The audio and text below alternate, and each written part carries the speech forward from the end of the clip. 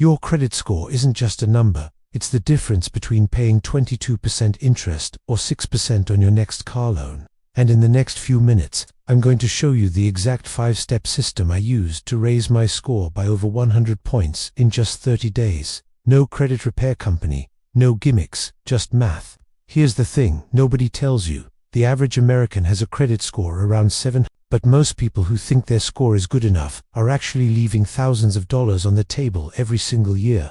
A 100-point difference in your score can mean paying $40,000 more in interest over the life of a mortgage. That's not an exaggeration. That's just how amortization works. And the worst part is, most people don't even know which factor is actually hurting them. They're guessing.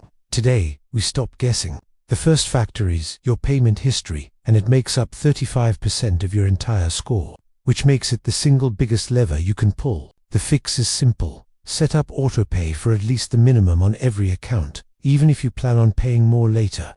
Here's why this matters so much. A single payment that's 30 days late can drop your score anywhere from 60 to 110 points. One late payment. That's it. So before anything else, pull your free report at annualcreditreport.com and check for any late payment that shouldn't be there, because errors happen more often than people think, and disputing one can bring your score back instantly.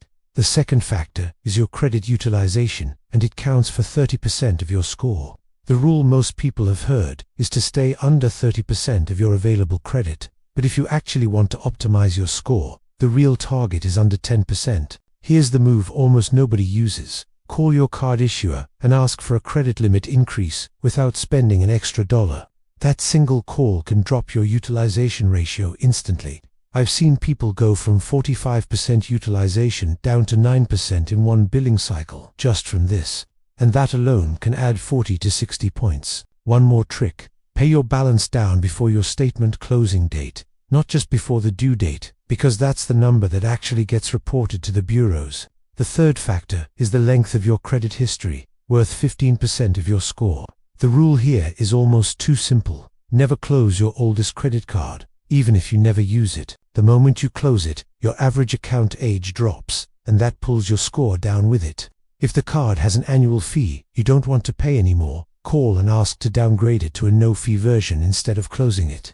The fourth factor is your credit mix. At 10% of your score, having a combination of revolving credit, like a credit card, and installment credit, like a car loan or student loan, shows lenders you can handle different types of debt responsibly. But don't open a new type of credit just to check this box. Only do it if you actually need it, because the wrong move here can hurt more than help. The fifth and final factor is new credit inquiries, also worth 10%.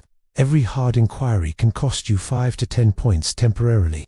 But here's a detail that changes everything. If you're shopping for a car loan or a mortgage, if you make all your inquiries within a 14 to 45-day window, the scoring models count them as a single inquiry. So if you're rate shopping, do it fast and do it in one focused window. So let's put the whole 30-day plan together.